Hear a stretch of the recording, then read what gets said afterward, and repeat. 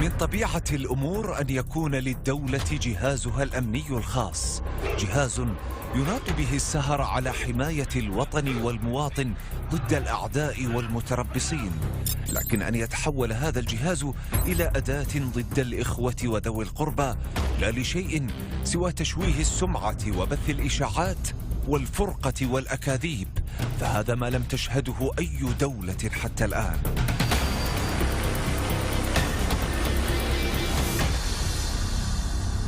بدأت القصة قبل عدة سنوات حينما رصدت أجهزة الأمن الإماراتية حسابات على مواقع التواصل الاجتماعي تسيء لدولة الإمارات ورموزها. حسابات كان من الواضح أنها تتبع أرقاما هاتفية إماراتية ويؤكد مستخدموها أنهم إماراتيون. لم يكن الأمر فقط خارجا عن المألوف، بل وصعب التصديق، إذ من غير المعقول القبول بفكرة أن مواطنا إماراتيا يمكن أن يستخدم رسوما مسيئة وتعبيرات بذيئة بحق بلاده وقيادته.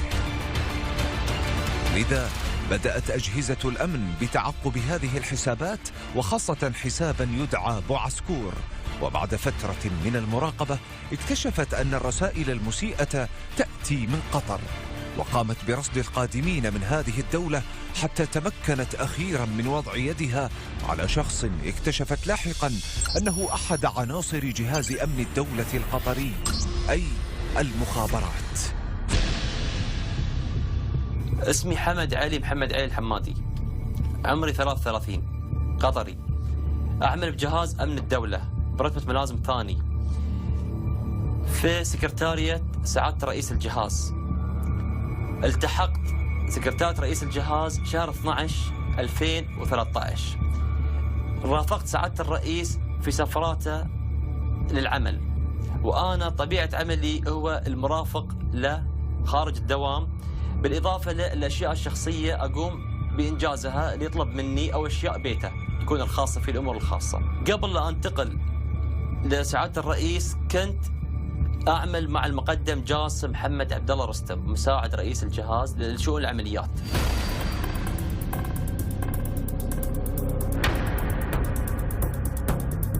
منذ عدة أعوام أنشأ جهاز أمن الدولة القطري ما تسمى بالإدارة الرقمية لرصد كل ما يتم بثه على وسائل التواصل الاجتماعي، وإنشاء حسابات وهمية على تويتر وإنستغرام بأسماء وهمية. كان الهدف من هذه الحسابات استهداف دولة الإمارات العربية المتحدة والإيحاء بوجود تذمر في صفوف المواطنين. في تاريخ 15/9 اتصل بي المقدم جاسم وطلب مني ان انا احضر المكتب الساعة 10 الصبح. جيت تقريبا على الساعة 12 أو 12 ونص، أعطاني مبلغ 25,000 ريال قطري من نثريات الجهاز.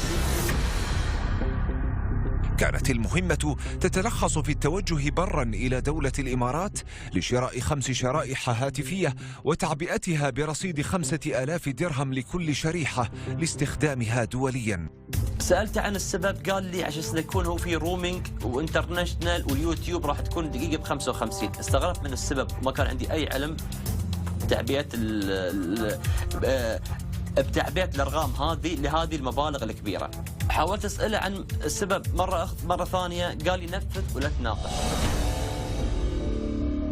غادر الملازم حمد الدوحة بسيارته متوجها إلى معبر أبو سمرة القطري، ومنه إلى معبر سلوى السعودي على الحدود بين البلدين. يوم أني تحركت من الدوحة دخلت مركز سلوى تقريبا الساعة 5 المغرب أو الساعة 6 عن طريق مركز سلوى الحدودي. اشتريت 5 بطاقات سعودية، وكانت هي مفعلة فيها خدمات الإنترنت والأمور كلها الباقات الثانية. بعد دخوله الأراضي السعودية توجه حمد على الفور باتجاه معبر الغويفات الإماراتي ليصله مساء اليوم نفسه. دخلت مركز الغويفات بسيارة تويوتا FG أسود رقم 355523 ملك أخوي محمد علي الحمادي، وسويت تأمين 100 درهم. بعد إنهاء معاملة الدخول والتأمين على السيارة، توجه الملازم حمد إلى إحدى البقالات القريبة وابتاع بسهولة 5 شرائح هاتفية إماراتية من دون أن يطلب منه البائع تقديم صورة عن هويته. كما ابتاع 4 أجهزة هاتفية واستخدم أيضا هاتفه الشخصي لوضع الشرائح فيها، وقضى عدة ساعات وهو يقوم بشحن كل منها برصيد 5000 درهم باستخدام بطاقات الشحن.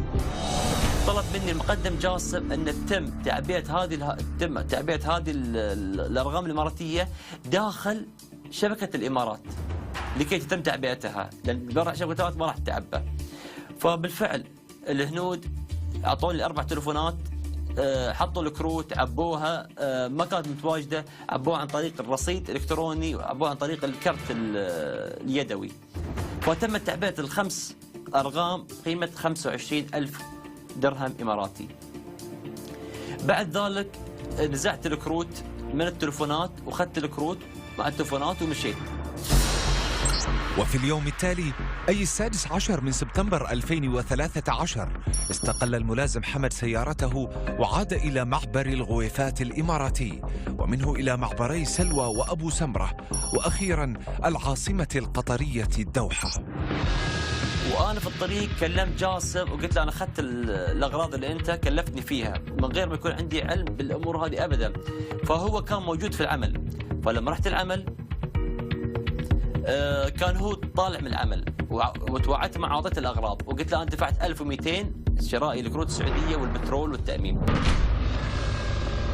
توجه الملازم حمد إلى مقر جهاز أمن الدولة حيث قام بتسليم الشرائح ال5. كان حمد خميس الكبيسي النقيب مدير الإدارة الرقمية كان متواجد، وجاسم سلم الخطوط حق حمد خميس الكبيسي مدير الإدارة الرقمية في جهاز أمن الدولة سابقا.